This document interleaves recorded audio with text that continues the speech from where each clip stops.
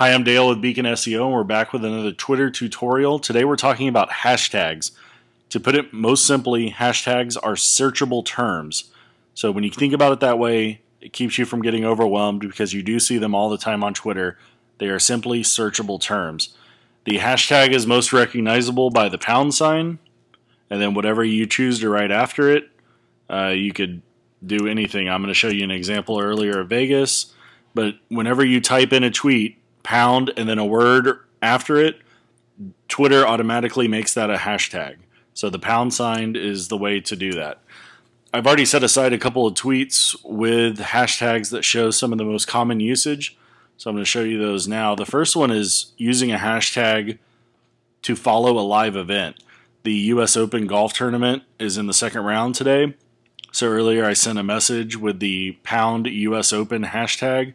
And if you see, Twitter is making that a link now. So if I wanted to click on that US Open hashtag, these are all the people also using the hashtag talking about the US Open around the world.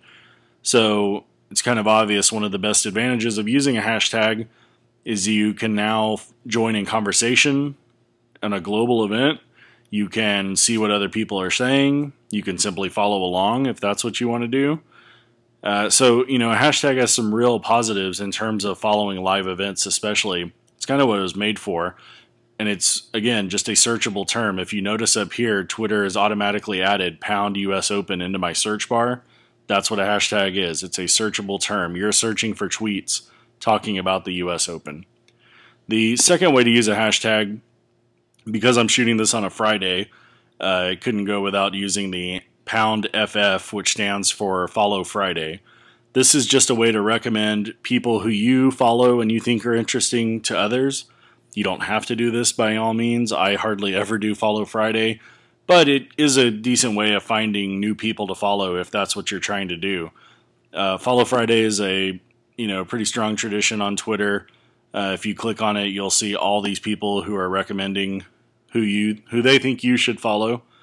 And where it would come in handy if you follow a sports writer, for instance, and he or she has a Follow Friday mention for a couple of people.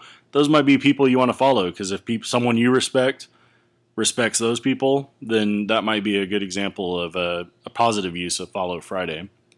And then finally, I just want to point out that you don't have to do the hashtag at the beginning or the end of a sentence. You can make a word in your sentence, in your tweet, a hashtag. For instance, I sent this one out a few minutes ago. I could really use a Vegas trip right now. And if you notice, I made the word Vegas a hashtag.